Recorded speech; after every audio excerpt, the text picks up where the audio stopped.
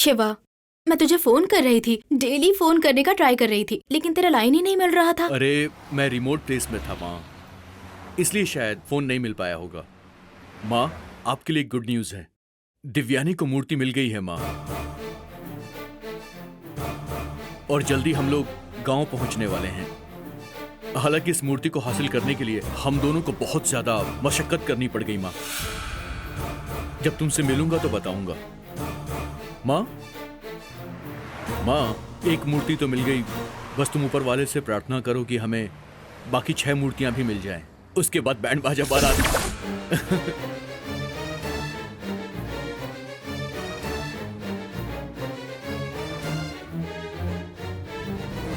दिव्यानी पीछे ही बैठी है, उससे बात करना चाहोगी? शिवा, मैं दिव्यानी से बाद में बात करती हूँ। पहले तुम्हें एक सैड न्यूज देनी है। Sad news? क्या बात है माँ? सुन, तेरे मामा जी याद है ना तुझे? हाँ माँ, नटराजन मामा ना, उन्हें कैसे भूल सकता हूँ मैं? वो गुजर गए हैं बेटा। ओ माय गॉड, कैसे हुआ माँ? 2 दिन पहले ही एक्सीडेंट में गुजर गए। हमसे मिलने के लिए वो और गौरी चेन्नई आए हुए थे। हमें ढूंढते वक्त आते समय ही उनका एक्सीडेंट हो गया। ये तो बहुत दुख की बात है माँ। वो आपसे बहुत प्यार करते थे। उनकी सारी बातें मुझे याद आ रही हैं माँ, सुनकर बहुत दुख हुआ। शिवा, गौरी अभी हमारे घर में ही है, मैं उसे फोन देती हूँ, उससे बात कर ले। शिवा से बात करो बेटी। हेलो शिवा। हे गौरी। शिवा। गौरी, कैसी हो तुम? तुम्हें देखे हुए कितने साल हो गए?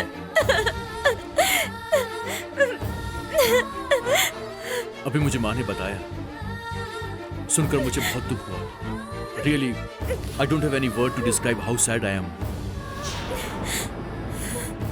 गौरी, तुम बिल्कुल फिक्र मत करना, मैं और माँ तुम्हारे साथ हमेशा हैं। किसी भी चीज की जरूरत होगी तो बिना संकोच के तुम मुझे फोन करना। हाँ, ठीक है शिवा, बस आप जल्दी से आ जाइए। आपसे बात करने के बाद बहुत अच्छा लग रहा है मुझे शिवा। मैं आपका इंतजार करूंगी। हाँ? अच्छा गौरी, फोन माँ को देना जरा। हाँ, लीजिए, बात कीजिए। उन्होंने कहा कि वो जल्दी आ जाएंगे बुआ, जल्दी आने वाले हैं वो। शिवा। हेलो। शिवा।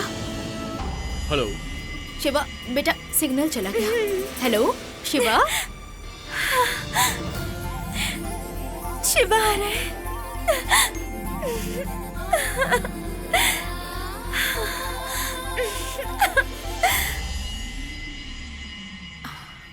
शिवा, लाइन में होना बेटा। माँ, गौरी कैसी है? उसका बस एक ही सहारा था, वो भी छिन गया। मामा के जाने के बाद अब वो क्या करेगी माँ? उसे घर में ही रहने दीजिए, आप उसका ख्याल रखिएगा। हम कोशिश करेंगे कि गौरी की देखभाल करें। मुझे दिव्यानी के घर जाना है और मूर्ति को प्रतिष्ठित करना है, फिर मैं वहाँ आ जाऊंगा। मूर्ति ढूंढ निकालने तक उसके साथ ही रहा, उतना बस नहीं हुआ, अभी उसके गांव भी जाना है तुझे। तू जल्दी से घर पर आ जा। ये क्या कह रही हो माँ तुम? मूर्ति की प्रतिस्थापना करना बहुत जरूरी काम है। इस खबर से पूरे गांव वाले खुश हैं माँ, और ये काम दिव्यानी के हाथों होगा। और इसी दिन का तो हमें इंतजार था माँ। आप और गौरी कनिकापुर आ जाइए ना। शिवा, हम अभी दुख में हैं, हमें वहाँ नहीं आना है। तू भी वहाँ मत जा, काम खत्म करके जल्दी से आ जा शिवा। अभी नहीं माँ, मूर्ति की प्रतिस्थापना के बाद मैं सीधा आपके पास ही आऊंगा। देख बेटा, तुझे मूर्ति ढूंढने के लिए साथ भेजा था और तूने मुझसे वादा किया था कि सारी बात मानेगा, जो कुछ भी मैं तुझसे कहूंगी। वो सारी बातें तुझे याद है ना? हाँ मुझे याद है माँ, मैं आ जाऊंगा आपके पास। ठीक है, मैं फोन रखती हूँ। बाय माँ।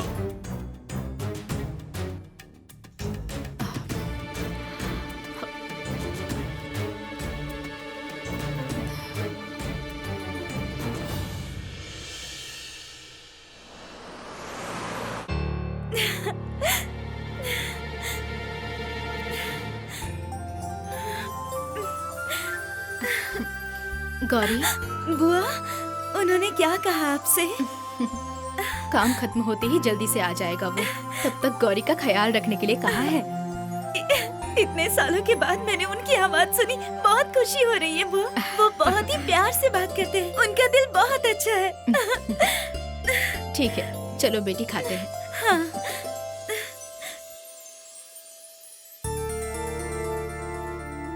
सौम्या, इसे थाली में सजा दो बेटी। सासू माँ, हाँ? अभी अभी तो कितनी सारी थालियाँ सजाई थी। कितनी भी थाली सजा सकते हैं सौम्या, लेकिन तुम ध्यान रखना कि सब थाली में ही रखना है। ये सब तुम्हारी जिम्मेदारी है। ठीक है सासू माँ। ठीक है ना? अरे रे, जय सिम्हा, घर के काम के लिए तुम आ गए हो। मुझे बहुत खुशी हो रही है बेटा। और नहीं तो क्या माँ, इस घर में मैं नहीं रहूंगा तो कोई भी अच्छा काम बिल्कुल नहीं होगा माँ। ठीक है, मैं अभी आती हूँ। हाँ,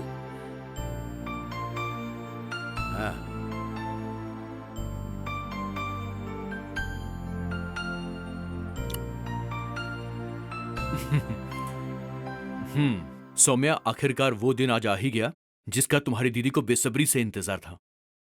तुम अपनी दीदी से मिलने के लिए जाने वाली हो। आज खुश होगी ना तुम? बहुत खुश हूँ। मेरी और मेरी दीदी के बीच में और एक खास बात है। तुम्हारे लिए जैसे माँ है, वैसे मेरे लिए दीदी है। बचपन से ही जिसे देखकर मैं इतनी बड़ी हुई हूँ, वो दीदी ही है।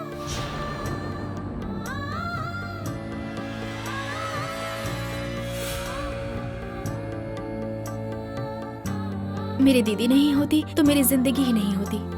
वो मेरी जान है, वही मेरी दुनिया है। वो हमेशा मेरे साथ रहकर सब कुछ संभाल लेती थी। बहुत दिनों तक मैं मेरी दीदी को मेरी माँ ही समझती थी और माँ कहती थी। हर एक परिवार में माँ को एक जैसा ही बुलाते हैं, पर हमारे परिवार में दीदी कहकर बुलाते हैं, ऐसा सोचती थी।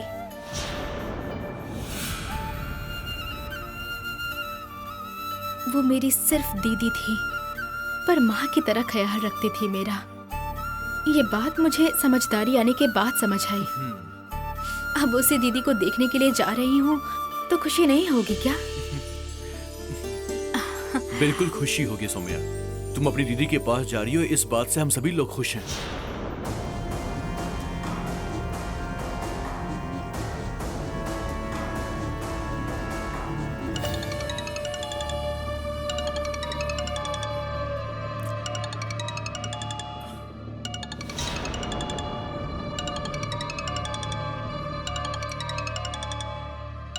पापा, नंबूदरी जी का फोन है।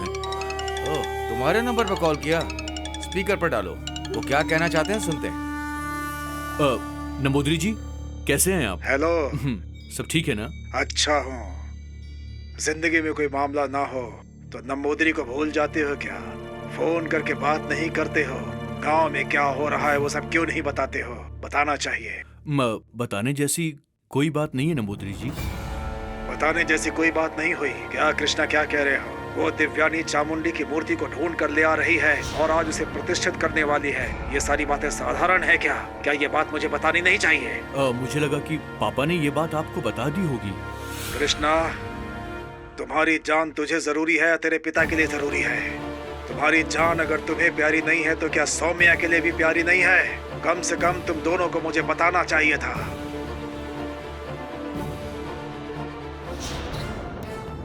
नंबूदरी जी, ऐसी कोई बात नहीं है। तुमने गलत किया है। गंगा माँ के श्राप से बचाने के लिए मैंने कितना कुछ किया है। तुम्हारी जान बचाने के लिए मैंने कितने मौके खोए हैं, पता है ना? कृष्णा, फोन दो मुझे। स्वामी जी, कौन सी जरूरी बात है? आप मुझे बता दीजिए, मैं तुरंत करती हूँ। आज वो मूर्ति मंदिर में आने वाली है और दिव्यानी उसे वहाँ पर प्रतिष्ठित करने वाली है, ये बात पता है ना? मुझे क्यों नहीं बताया? हाँ स्वामी जी, वो दिव्यानी ही प्रतिष्ठित करने जा रही है। दिव्यानी उस मूर्ति को प्रतिष्ठित नहीं करनी चाहिए।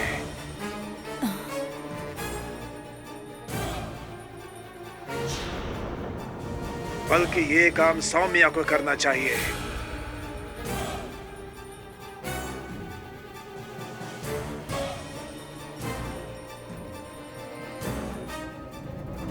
स्वामी जी, उस मूर्ति को दिव्यानी ही ढूंढकर निकाल कर लेकर आई है, इसलिए उसे प्रतिष्ठित करने का पूरा अधिकार है उसे, हम कैसे कर सकते हैं? देखिए माँ जी, दिव्यानी को जो पुण्य मिलना चाहिए था वो मूर्ति को खोजने की वजह से ही मिल चुका है। प्रतिष्ठित करने का अब कोई लाभ नहीं मिलने वाला है, लेकिन अगर उसे सौम्या प्रतिष्ठित करेगी तो उसके मंगलसूत्र को शक्ति मिलेगी।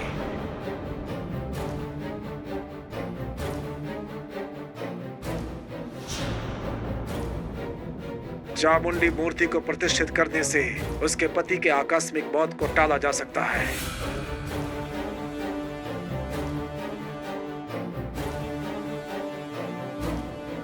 मृत्यु ही नहीं, बीमारी, संदेह, कष्ट, दुख सब कुछ उसके पास से चला जाएगा। सप्त कन्याओं में से एक मूर्ति को प्रतिष्ठित करने वाली लड़की को 6 मूर्तियों को भी प्रतिष्ठित करने का भाग्य प्राप्त होगा। वो हमेशा सौभाग्यवती रहेगी। ये वेद रहस्य है, उसी रहस्य को मैं आपसे बता रहा हूँ। आप सही कह रहे हैं स्वामी जी, ये सही होगा, लेकिन हम उसे कैसे कहेंगे? हाँ? नंबोदरी हमारे बेटे को बचाने के लिए कितने बड़े बड़े काम कर रहे हैं, ये सोचकर तुम्हें खुशी नहीं हो रही क्या? उसे पूरा करने के बारे में सोचे बिना तुम पता नहीं क्या क्या बोले जा रही है। फोन दो मुझे। नंबोदरी जी, बहुत खुशी हुई है मुझे, आप हमारे परिवार की कितनी फिक्र करते हैं। जैसे ही आपको यह संदेश मिला, आपने फोन के द्वारा हमें बता दिया। हम इसका इंतजाम अच्छे से करेंगे, आप बिल्कुल इस बात की चिंता मत कीजिए, हम सब संभाल लेंगे। बहुत खुशी हुई जमींदार जी, जल्दी से काम को खत्म करके संदेश दीजिए, दूसरा भी काम करना है। मैं भी फोन रखता हूँ, इस मौके को किसी कीमत पर छोड़ना नहीं, वरना कृष्णा की जान को बचा पाना मुश्किल होगा। कृष्णा, जयसिम्हा, नंबोदरी जी ने जो कुछ भी कहा वो बात मुझे बिल्कुल सही लग रही है। हमें किसी भी तरह कृष्णा की जान को बचाना ही है, मुझे उन पर भरोसा है, लेकिन अब विश्वास कैसे जीता जाए?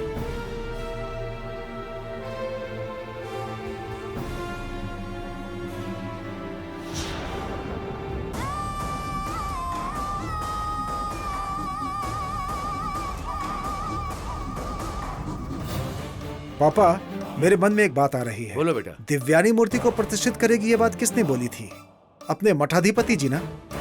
हम जाकर उनके पैरों पर गिर जाएंगे, और अगर उनकी सहायता करने वाले सौम्या के पिताजी हैं तो फिर हम उनसे भी प्रार्थना करेंगे, वो हमारी सहायता जरूर करेंगे। अरे ऐसी बातें मत कीजिए, आप चाहते हैं प्रतिष्ठान मैं करूं, इतना ही ना? मैं प्रतिष्ठान करूंगी तो कृष्णा की जान बच सकती है और हमारी शादीशुदा जिंदगी अच्छी हो सकती है। तो मेरी खुशी के लिए मेरी दीदी जरूर इस काम को छोड़ने के लिए तैयार हो जाएगी। वो खुशी से ये काम करेगी। वो मेरी दीदी ही नहीं, वो मेरी माँ भी है। वो जरूर मेरे लिए ये छोड़ सकती है। इस बात पर आप लोग परेशान मत होइए, मैं बात करूंगी। सच में इसमें कोई परेशानी नहीं होगी ना? और इसमें किसी तरह का शक हो तो बोलिए, मैं कुछ भी करके इस बात को मनवाऊंगा। ये हमारे कृष्णा की जान का मामला है। कृष्णा ने मेरे गले में मंगलसूत्र बांधा है। आप लोगों के लिए उनकी जान बहुत जरूरी है, पर मेरे लिए भी उतना ही जरूरी है। मैं पक्का अपनी दीदी से बात करके प्रतिष्ठान करने के लिए कैसे भी उसे मना लूंगी। आप लोग फिक्र मत कीजिए। कृष्णा, अब तुम्हारी जान को कोई खतरा नहीं होगा, सुरक्षित रहोगे। भगवान भी तुम्हारा साथ दे रहे हैं।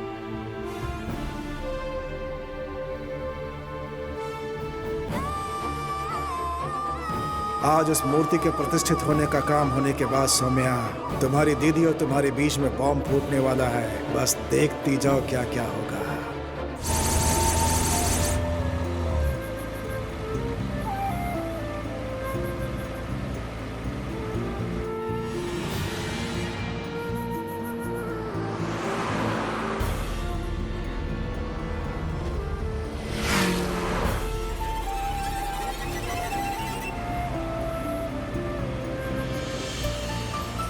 सच कह रहा हूँ, अब जाके मेरे दिल को सुकून मिला है। ये पिछले 10 दिन मैंने कैसे गुजारे हैं ये तो बस मेरा दिल ही जानता है दिव्यानी। एक एक रात उस घर में टेंशन में गुजरती थी। सपने में भी मुझे भूत दिखाई देता था। मैं भी ये सब कभी नहीं भूल पाऊंगी शिवा। ये सब कुछ कितना खतरनाक था। जिस दिन तुम्हें चाकू से मारा उस दिन तो मैं डर के मारे कांप गई थी। फिर भी जो हुआ उसे एक एक्सपीरियंस की तरह याद रखेंगे। कितने अलग अलग इमोशन से गुजरे, कितने अलग अलग इंसानों से मिले, और रुद्रमा जैसी खतरनाक औरत से तो हम जिंदगी में शायद कभी ना मिल पाते। इन सब बातों के लिए मैं अपनी चामुंडी को ही धन्यवाद देती हूँ। इस वक्त मैं बहुत खुश हूँ शिवा, बहुत शांति महसूस हो रही है।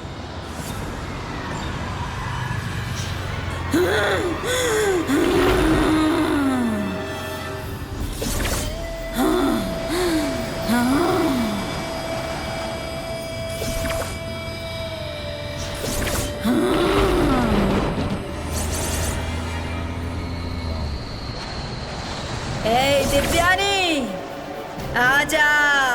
हाँ, मैं तेरा ही इंतजार कर रही हूँ। आजा। मुझे ही मिटाने के लिए तू उस मूर्ति को ला रही है ना? मूर्ति को प्रतिष्ठित करने से पहले मैं तुम्हारा अंत कर दूंगी। मुझसे बचकर एक कौवा भी सीमा पार नहीं कर सकता। तू मुझे पार करके चली जाएगी क्या? आजा, तुझे दावत देती हूँ मैं। आजा।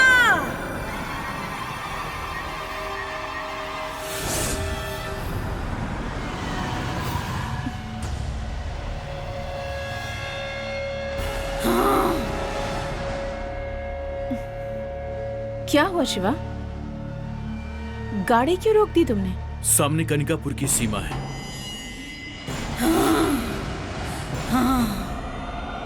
तो क्या हुआ? गाड़ी चलाओ। अरे दिव्यानी, साधु महाराज ने क्या कहा था याद है ना?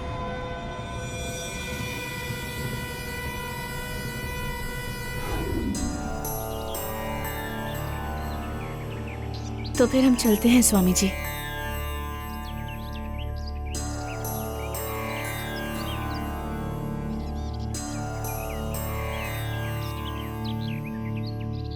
दिव्यानी, तुम इस चामुंडी मूर्ति के साथ आसानी से कनिकापुर नहीं जा सकती हो।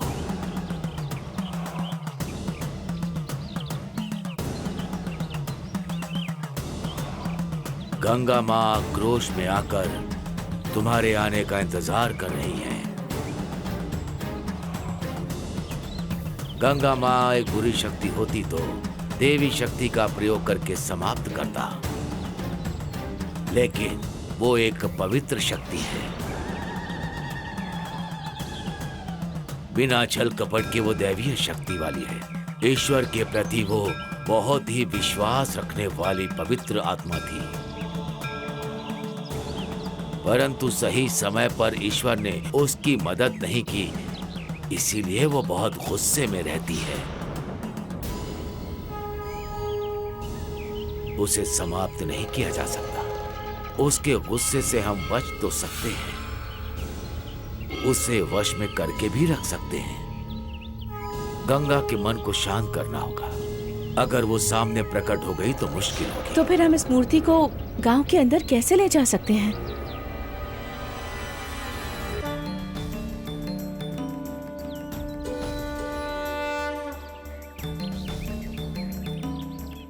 मैंने अपने तप से, अपनी कठोर साधना से मैंने ताम्र पत्र बनाया है। कनिकापुर सीमा पर पहुंचने के साथ ही इसे बाहर निकाल कर रख देना, तब गंगा माँ तुम लोगों का अहित नहीं कर पाएगी।